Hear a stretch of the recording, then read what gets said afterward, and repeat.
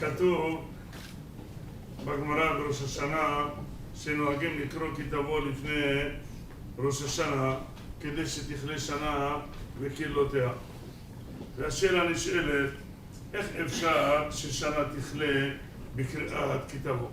משום שקוראים כללות אז תכלה שנה וקללותיה. זה נכון שאנחנו בסוף שנה, וגם זו שאלה פשוטה בכלל. בזמן הגמרא היו קוראים את התורה על 3 שנים. זה רק בזמן האחרונים שאז אנחנו כל שנה גומרים את התורה. אז בזמנו היו קוראים את זה, מפצלים את כל התורה על 3 שנים. איך קריאת הכללות יכולה להביא לידי תכלה שנה וקללותיה? זאת אומרת בעלי מוסר, רבותיי, שבפועל בן אדם ששומע כללות, אם הוא יזוז ויחזור בתשובה, אז לא צריך כללה. אבל אם הוא לא זז, אז ברמינן. לכן אומר, איך אנחנו עושים? אומר, לפני ראש השנה, זרוק. איזה חץ תקרא פרשת הכללות. ואז מזה בן אדם יזדעזע. אם יזדעזע ויחזור בתשובה, אז באמת תכלה שנה וקללותיה. אבל אף אחד לא אמר שזה סגולה לקרוא את הכללות כדי שתכלה שנה וקללותיה. הפוך. אם בן אדם שומע כללות, שומע איומים ולא זז, זה יכול להביא להפך, לא יכול להביא לתכלה שנה וקללותיה. ובזה מבינים דבר, רבותיי, ברור שהרי ידוע שהיום המנהג שבכללות השליח ציבור עושה ככה מנמיך את הטון, וגם קשה למצוא מי שיעלה. איזה תמים שלא מבין, מעלים אותו בכתבו, מעלים את השץ. זה שעומד על ידו מתרחק. כדי שכאילו הכללות לא יבואו עליו, אומר יחכך, ייתן לך, ארור אתה בעיר, ארור אתה בשדה, הוא עושה רוורס, מחכה עד שיגמרו, ויורד, נגמר. אבל למה, רבותיי, במעמד הכללות יש מוסר עצום. במעמד הכללות כתוב שמשה רבנו הקדוש ברוך הוא אמר לו, תאסוף את כל השבטים, 6 שבטים מצד אחד, ו6 שבטים מצד שני. 6 שבטים בהר גריזים, 6 שבטים בהר עבר. ונתת את הברכה על הגריזים, ואת הקללה על העבר. אומר, איפה עמד משה רבנו? עמד משה באמצע.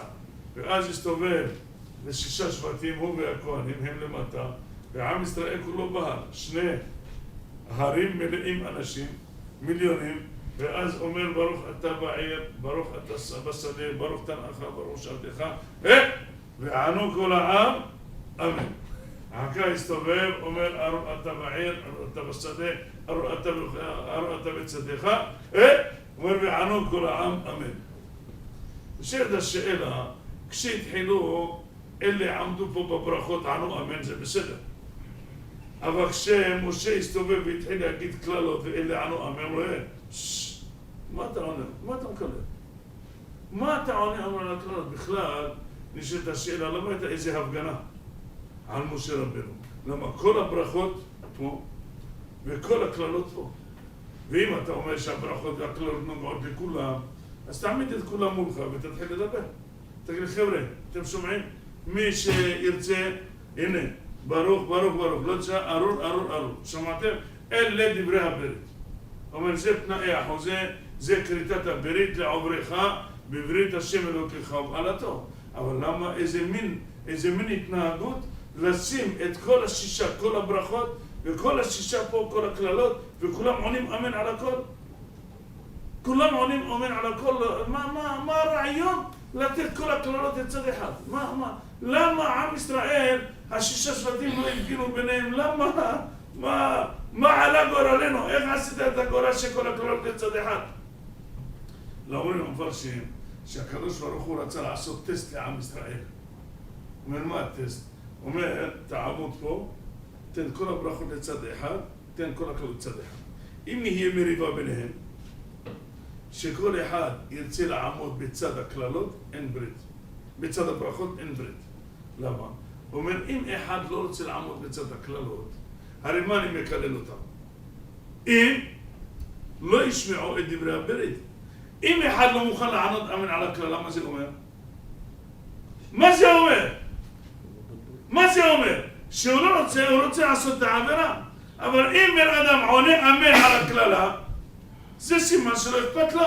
אומר לו, תגיד לי, אם תרצח, יקרה לך. תגיד אמן. הוא לא רוצה להגיד אמן, אני מפחד.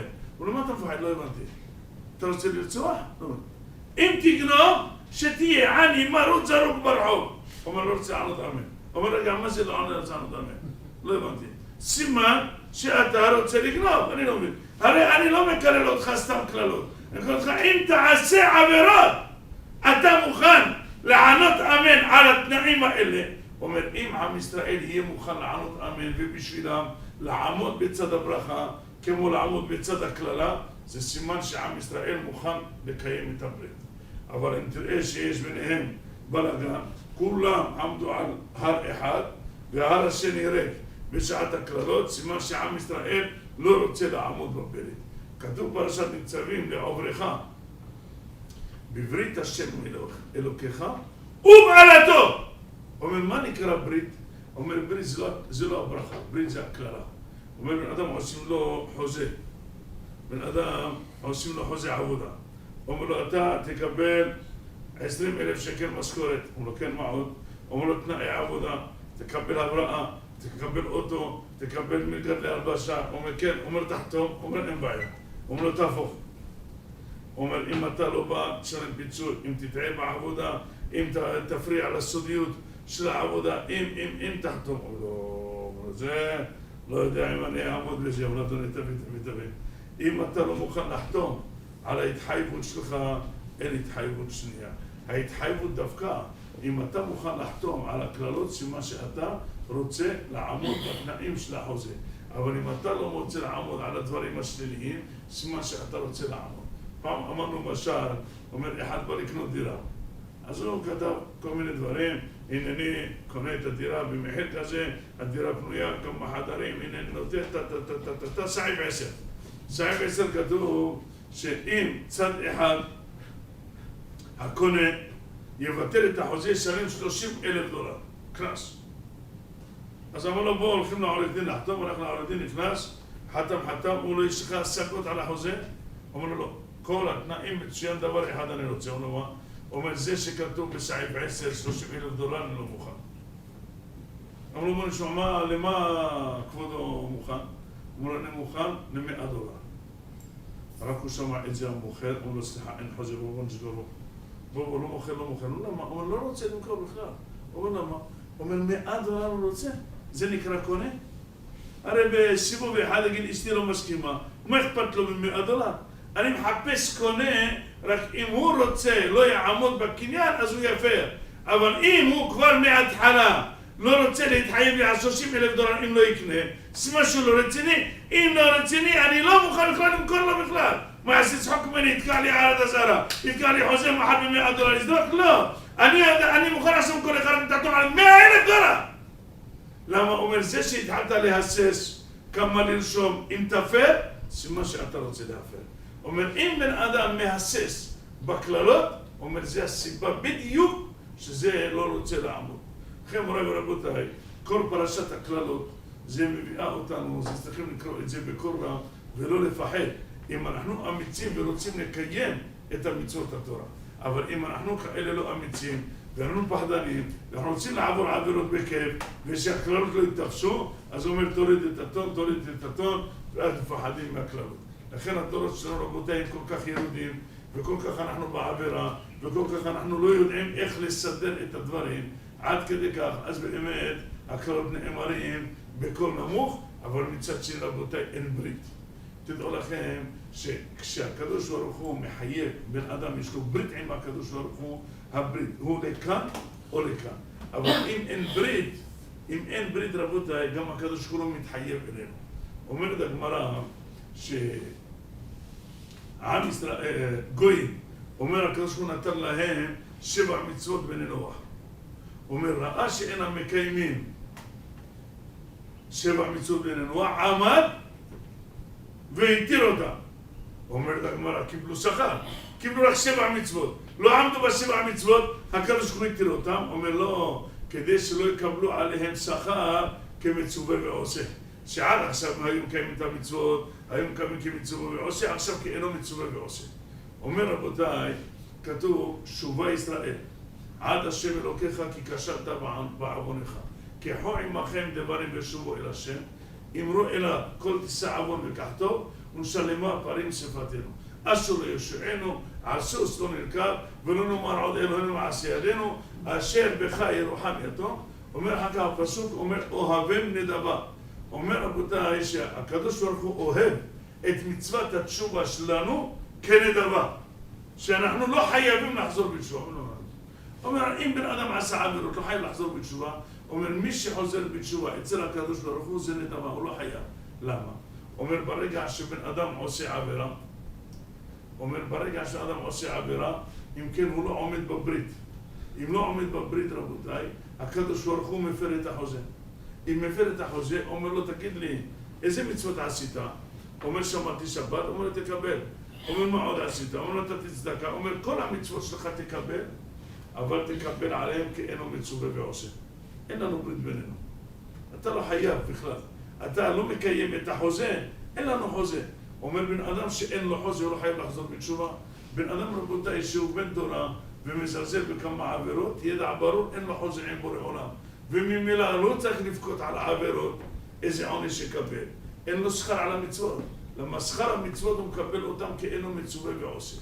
לכן רק אם יחזור בתשובה, ואז הוא חותם על חוזה שני, ואז הוא מתחייב, ואז רבותיי הקדוש ברוך הוא נותן שכר על המצוות שעשה כמצווה ועושה.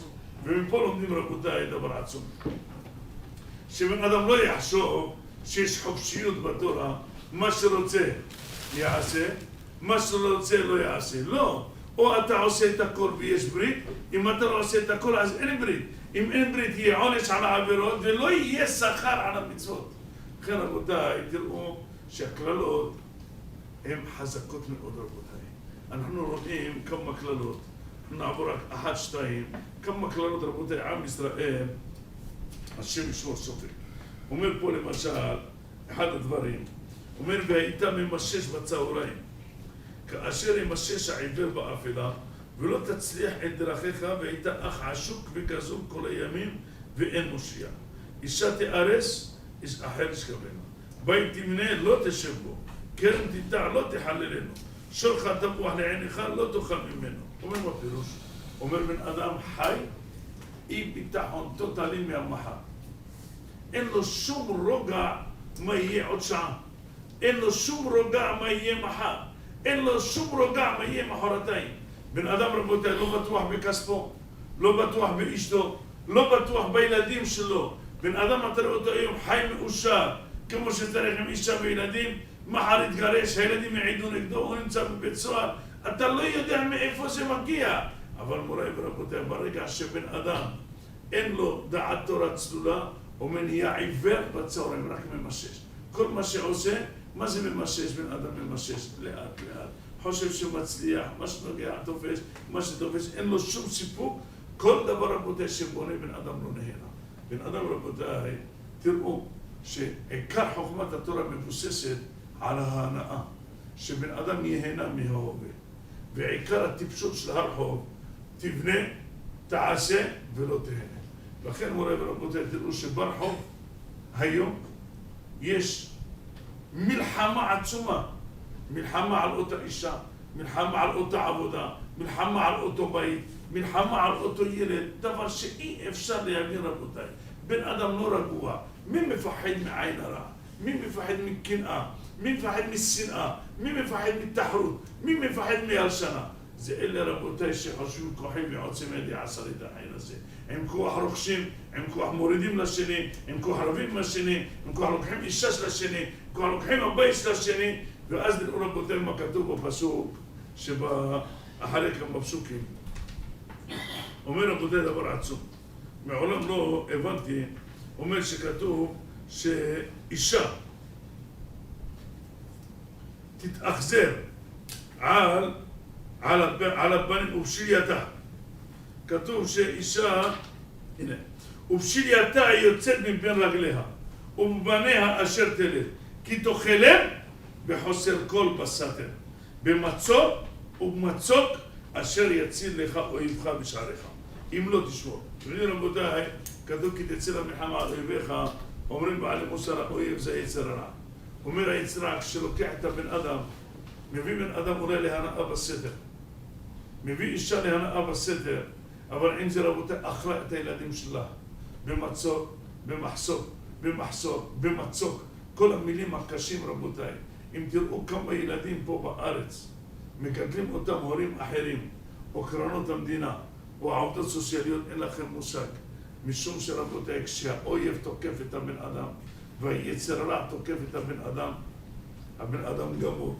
ולכן כתוב, ובאו עליך רבותיי, כל הקללות האלה והשיגוך תחת אשר לעבוד את השם אלוקיך בשמחה ובטוב לבב. מה זה לעבוד את השם בשמחה ובטוב לבב? מוריי ורבותיי, אם בן אדם לא מרגיש שיש לו שמחה בעבודת השם, וטוב לב בעבודת השם בכל המצבים, תדעו לכם שזה בן אדם מועד לעבירה. למה? בן אדם שחסר לו שמחה, הוא יחפש שמחה. בן אדם שחסר לו טוב לב, הוא יחפש טוב לב. אם הוא נמצא בתורה, אם הוא נמצא במצוות, והוא לא מסוגל להיות שמח עם התורה ועם המצוות, ככה רבותיי נופלים אברכים. ככה נופלים בני תורה. משום שלא לומדים, אלא רבותיי, התורה לא יכולה להגן על האדם, אלא אם עושים אותה בשמחה. אם בן אדם רבותיי, עם כל המצב שיש לו, הוא בוכה, סימן שהוא מתרגם שהמצב שלו לא טוב.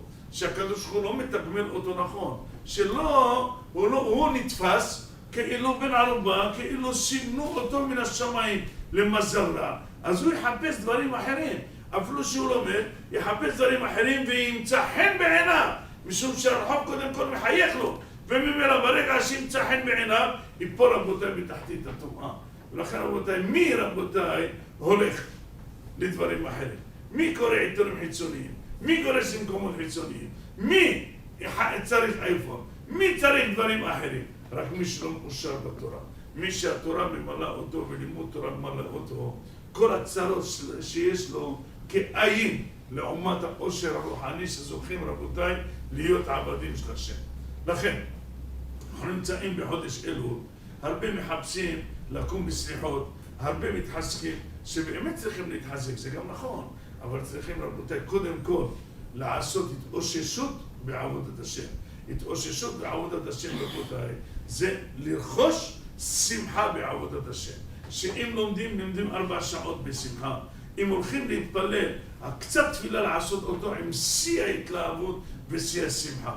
לעשות שהצרות שלנו הם מאוד קטנים, לא גדולים הרבה, מאוד מאוד קטנים. אם אתם רוצים לדעת, יש אנשים שיש להם הרבה יותר צרות, וברגע שמקטינים את הצרות שלנו, מגדילים את האושר שלנו, אז רבותיי מגדילים עבודת השם. אם לא רבותיי, בן אדם לא שמח, גם ברפואה, גם כותב האור חיים הקדוש, אומר כל המרה שחורה באה מאי שמחה, וזה מביא את המחלה. המחלה באה רבותיי מאי שמחה. ובן אדם רבותיי, שמחה לא קשור לצרות של האדם. יש אנשים מוקפים צרות, סובלים צרות ושמחים. ויש אנשים יש להם את כל טוב, לא חסר להם כלום, ואין לך שום הסבר, חסר לו שמחה. מה מביא שמחה לאדם רבותיי? רק דבר אחד. אם בן אדם מרגיש שקיבל מה שמגיע לו, לא גנב אותו אף אחד, לא לקח לו אף אחד. אם מקבל משכורת כזאת, טוב מאוד, ברוך השם זה מה שמגיע לי.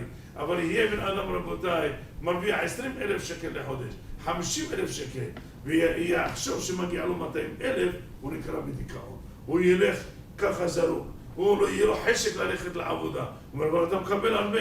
הוא אומר, הרבה, זה נקרא הרבה, לעומת מה שמגיע לי, זה לא הרבה. לכן רבותיי, איזו עשיר זה השמח בחלקו, שנאמר. ומה הראיה בפסוק? גיע כפיך כי תאכל אסלך וטוב לך. איזה ראיה שהוא שמח? לא כתוב בכלל שמחה בפסוק. כתוב הגיע כפיך כי תאכל. איפה כתוב שהוא שמח? אתה מביא ראיה שאם אתה שמח. לא כתוב מילה של שמחה בכלל בפסוק. אלא אומרים המפרשים רבותיי, ובזה נגמור. אומר, אם בן אדם יגיע כפיו רק כדי לאכול, סימן שהוא שמח בעבודת השם. אבל אם בן אדם יגיע ליותר מלאכול, סימן שזה אין לו שמחה אחרת, רק בתוספת של העבודה. הוא רוצה עוד אוטו, ועוד בית, ועוד שיפוץ, ועוד טיול, ועוד בית מלון, משום שמה שיש אין לו שמחה. אבל אם ראית בן אדם יגיע כפיך רק כדי לאכול, כלומר מספיק לו לאכול, סימן שהשמחה שלו היא במקום אחר. סימן שהאושר שלו נמצא בלימוד תורה, האושר שלו נמצא במצוות, האושר שלו דברים אחרים. מי שילך לראות, ראה את החזון איש, ומי שראה גדולי עולם, ראה אותם בחוסר כל, בשיא השמחה. זה מה שמדהים את כל העשירים, ואת כל האנשים שיש להם כל העולם הזה, אומרים יש לי את כל טוב, ויש לי בית מרקחת בבית כל הטובות, אין לי שמחה. והשני אין לו כלום, ויש לו את השמחה. לכן רבותיי, החוכמה האמיתית מעידה ברור, כמו שכותב בספר חובת הלבבות, שהעולם הזה הוא נגד השמחה. היצר הרע אומר לך, העולם הזה הוא שיא השמחה. מטעה אותך ומוביל אותך לשיא הדיכאון. אבל כל מי שמנשל העולם הזה ולא מאמין בו ומנצל ממנו רק את המינימום לרוחניות, הופך להיות בן אדם רוחני, הופך להיות בן אדם שמח, הופך לבן אדם שרבותיי תמיד הוא מבורך. כל מה שיש לו הוא מברכה, וכשבן אדם רבותיי שמח, עובד השם באמת ותמים, יהי רצון שנזכה בעזרת השם בחודש הזה להתעוררות אמיתית, לאהבת השם, לשמחה בעבודת השם, ונזכה כולנו בעזרת השם לכתיבה חתימה טובה, אמן ואמן.